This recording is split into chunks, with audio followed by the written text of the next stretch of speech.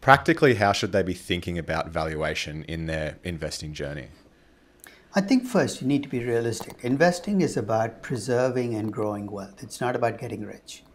In fact, if you define investing as I want to get rich, you are going to crash and burn because you're going to overreach. You're going to concentrate your portfolios. You're going to make bigger bets than you should.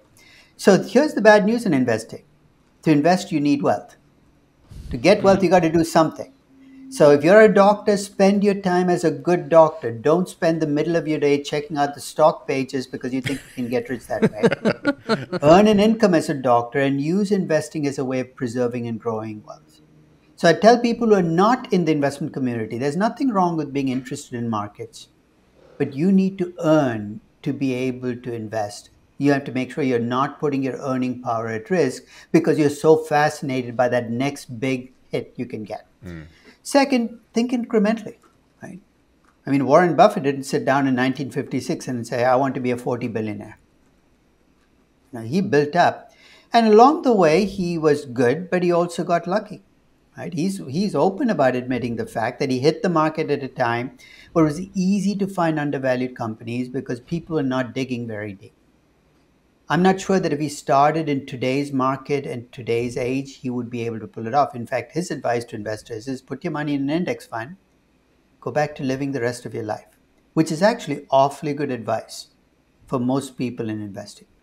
More time and energy and resources is wasted chasing beating the market than any other activity. So if you enjoy, so first, don't invest if you don't enjoy the process of investing. Don't invest because you expect to get rewarded. This is a game where you can do everything right and have nothing to show for it. I give people a very simple test. I say, let's say you are an active investor. You go try to find these undervalued companies. You do this year after year. You read Ben Graham's security analysis. You read every one of Warren Buffett's letters to his shareholders. You're immersed in value investing, and every year you go do your homework, you pick companies. I said, let's say you're at the age of 85, you're lying on your deathbed. And I'm a very cruel person. I show up at your deathbed with your investment track record for the last 60 years, with all the work you put in. And a competing portfolio, what would have happened if you'd just taken your money at the age of 25, put in an index fund, and left it there? The question I ask people is, would you be okay if the index fund beat you? If the answer is no, don't be an active investor. Because here's what happens. People are active investors because they think they're doing the right thing. And then they think they're entitled to earn a higher return than the neighbors who are picking stocks based on watching Jim Cramer on CNBC or reading the stars or whatever. And then they discover that their neighbor bought NVIDIA by accident 4 years ago and is rich, and they're not. And that's when bad things start to happen because you get frustrated, you get angry at markets, and then you double down. The key to remember in investing is if things don't go against you, they don't. I mean, there are too many things you don't control. You have to be okay doing everything right and not getting a reward, but you're okay with it because you enjoy the process. So one of the questions I'd ask them is, while you're listening to these shows and reading all these stuff, are you really enjoying yourself? And I enjoy looking at companies. I enjoy the business, and this is part of my life. I have to teach about these companies, but I enjoy it as a person. So to me, even if I broke even with the market, I'm okay with it because I enjoyed myself along the way. The advice that follows then is don't do things then that can create serious damage. Now, it's like the Hippocratic Oath, do no harm. Like what? Don't put all your money in 4 stocks. Why? Because you think you can get rich with 4? Because that is the pathway where you take an action, you spend all these resources, and you can end up with half the wealth of your neighbor. And that's not a good place to be. So don't overdo it. Just take it a step at a time. Enjoy the process. And if you find yourself not enjoying the process, step away. There are far better ways to live your life than chasing after stocks and getting frustrated.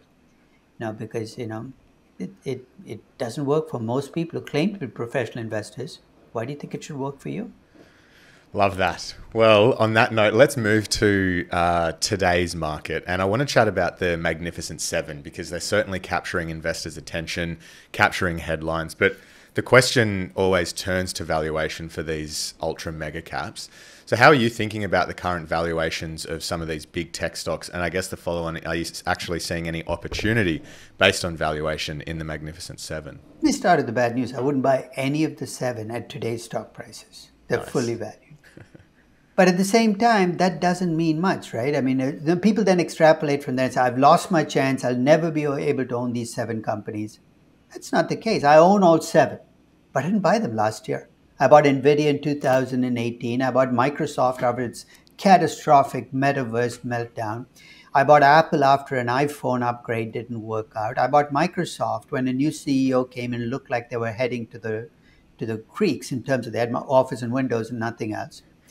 And so what the point I'm making is these are great companies. They're amazing business machines. And they're a reflection of what I call the winner-take-all economics of the 21st century, which is every business we look at, you're going to see one or two companies dominating because of the way we're delivering that business. I give the example of advertising. If you went back 20 or 30 years and you looked at advertising market shares, you'd see companies like the New York Times. Big market share, 3%, 4%. That was a big market share. Why? Because you were localized, you were a newspaper, you could do only so much. You could not sell the bulk of India because they didn't even read English. Today, if you look at advertising, 60% of advertising is online advertising. And if you look at online advertising as a business, two companies dominate, Google and Facebook. Everybody else is a bystander. 70% of the growth in online advertising over the last decade has gone to these two companies. And it's not because they are breaking the rules or violating antitrust laws, it's the economics of the business. When you advertise online, you want to go where everybody else is. You don't want to go to some niche platform. You want to go where hundreds of millions of people gather. So guess what? Google search and Facebook are where you go. So as businesses become more and more winner take all, you're going to see more of this phenomenon, a few companies gaining at the expense of the vast majority of smaller or mid-sized companies. Does this mean you should just buy big companies? No, that's not going to work either. If you pick the winners, of course it's going to pay off. But ahead of the fact, you don't know who the winners will be.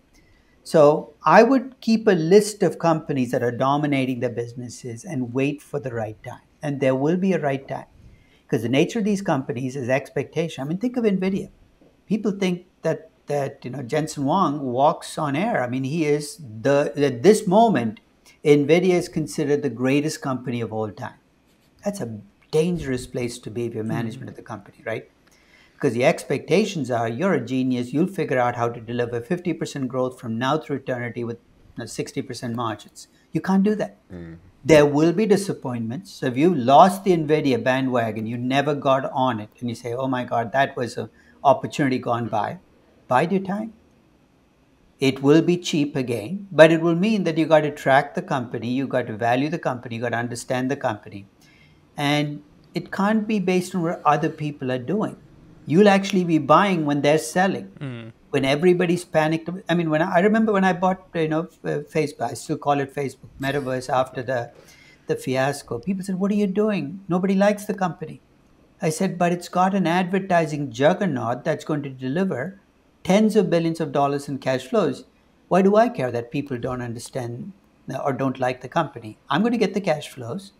And you can tell me whatever you want about privacy or whatever other issues you have with Facebook, but as long as people show up on the platform, and the advertising is there, I get my value.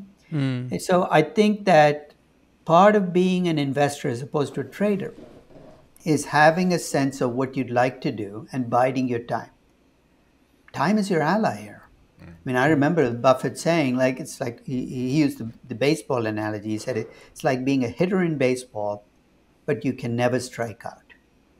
In baseball, 3 strikes, you're out. So basically, hitters have to swing with 2 strikes. Otherwise, they strike out. But if you can never strike out, you just stand there and stand there and stand there and wait for your pitch to come.